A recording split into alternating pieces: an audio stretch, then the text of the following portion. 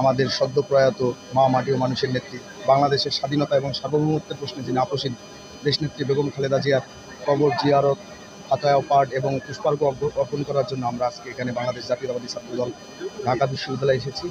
এবং আপনারা যারা আমাদের সহযোগিতা করেছেন, আমি আমার ব্যক্তিগত পক্ষ থেকে এবং বাংলাদেশ জাতীয়তাবাদী ছাত্রদল ঢাকা বিশ্ববিদ্যালয়ের পক্ষ থেকে আমি আবারও আন্তরিক কৃতজ্ঞতা জানাচ্ছি। আসলে দেশনেত্রী বেগম খালেদা জিয়া এমন এক সময় আমাদের ছেড়ে স্বয়ং সৃষ্টিকর্তার ডাকে সাড়া দিয়ে চলে গেলেন।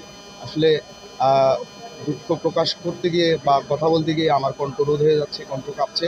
আমি শুধু আপনাদের মাধ্যমে আমি দেশবাসীর কাছে আহ্বান করব, তারা যাতে সবাই দেশনেত্রী বেগম খালেদা জিয়ার জন্য মন খুলে দেওয়া করেন।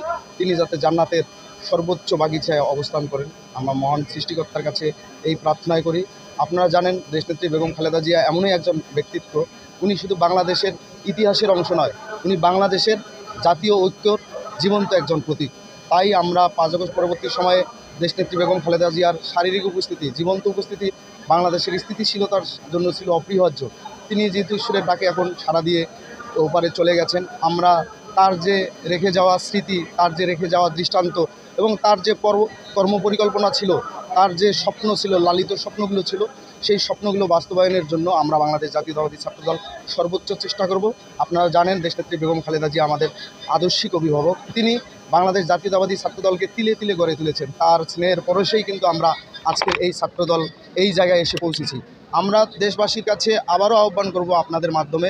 আপনারা জানেন, ইতিমধ্যেই আমাদের মহান স্বাধীনতার ঘোষক, বহুদলীয় গণতন্ত্রের প্রবর্তক, আধুনিক বাংলাদেশের স্থপতি শহীদ রাষ্ট্রপতি জিয়াউর রহমানের জ্যেষ্ঠ পুত্র এবং মা মাটি ও মানুষের নেত্রী দেশনেত্রী বেগম খালেদা জিয়ার জ্যেষ্ঠ পুত্র, আমাদের হৃদয়ের স্পন্দন, বাংলাদেশ জাতীয়তাবাদী ছাত্রদলের সাংগঠনিক অভিভাবক দেশনায়ক জনাব তারেক রহমান গত 25 ডিসেম্বর বাংলাদেশে প্রত্যাবর্তন করেছেন। আপনারা সবাই তার জন্য দোয়া করবেন।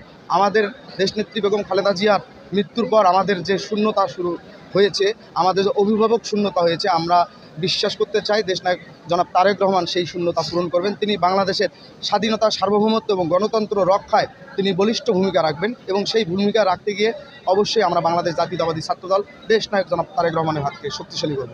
আবারও আপনাদের কাছ থেকে আমি দেশনেত্রী বেগম খালেদা জিয়ার আত্মার শান্তি কামনায় আপনাদের ধর্মীয় রীতি অনুযায়ী স্বয়ং সৃষ্টিকর্তার কাছে প্রার্থনা করবেন, উনি যাতে জান্নাতের সর্বোচ্চ বাগিচায় অবস্থান করে। আবারও আপনাদের আন্তরিক কৃতজ্ঞতা জানিয়ে আমি শেষ করছি।